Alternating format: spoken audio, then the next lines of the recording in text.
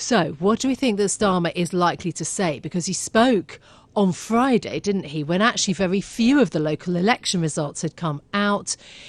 Is getting closer to Europe, which is one of his arguments, going to be the answer here? I mean, look, we're likely to hear about growth, defence, Europe, energy. The Prime Minister is going to point to the King's speech on Wednesday where he sets out the sort of legislative agenda for this government, bigger and bolder things. But, I mean, look, your question is, what is the right answer here? And to that I have to say, what is the question? You know, is the question, how does he keep his job?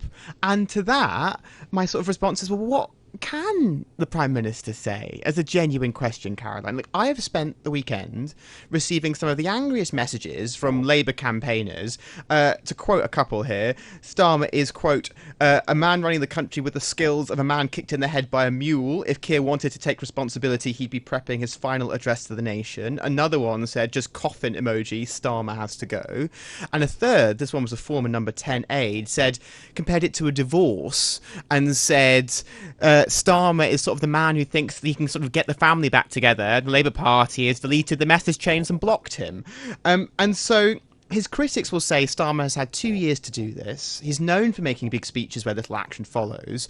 And although Starmer appointed Harriet Harman and Gordon Brown, two sort of big figures from the left over the weekend to his government, they, ironically, his critics say it kind of shows a government that hasn't got any ideas. It's reaching back for the sort of the late noughties for sort of its big problems. So look, we await this speech, but my sort of question personally at this point is, does what the Prime Minister Starmer says still matter? That's what I want to find out. Or are we now more interested in what his potential rivals say?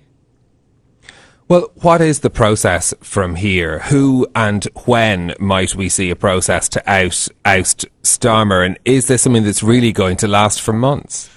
The only surefire way within the Labour Party, Stephen, to get rid of a Labour leader is to start a formal leadership challenge. So assuming Starmer doesn't choose himself to go, you have to get 81 MPs to nominate you, a hypothetical challenger, and then oust him in a vote of Labour members.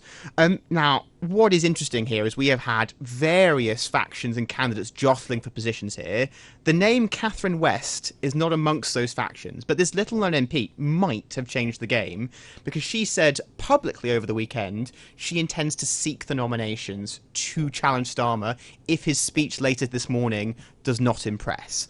Now, this is interesting because you need 20% of MPs to go for this. If she were to get them, that blocks other people. They now have only 80% left of the pool. So it does make it much harder for the likes of Wes Streeting, former Deputy Prime Minister Angela Rayner, who might be seen as sort of the people who might be challenging here. It also would instantly mean Andy Burnham could not run because he's not an MP.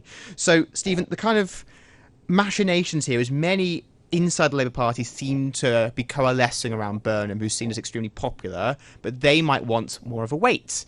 But if a challenge were to come quite soon, party leaders would have to figure out who on earth they back. And in short, there's a lot of in the weeds and you can spiral on this, but I think the takeaway is there is no clear alternative, otherwise it would have emerged, and we await kind of the next 48 hours in what could be quite a chaotic scramble.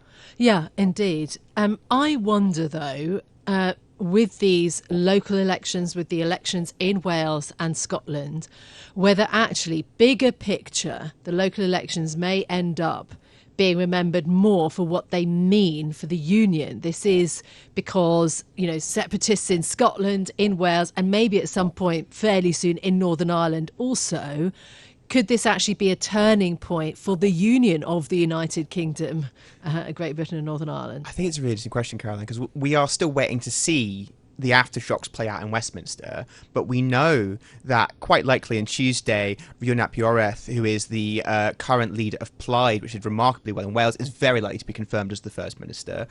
He has said that he has already talked to the leader of the SNP, who are cementing a 3-decade rule in Scotland, and also to the leaders in Northern Ireland and Sinn Féin, about how they, as three nationalist movements who are trying to separate more away from the UK and have their own sort of separate movements, would run that kind of government. They seek more sort of natural resource usage control away from Westminster. Rhys Iorwerth in particular seeks more devolved power.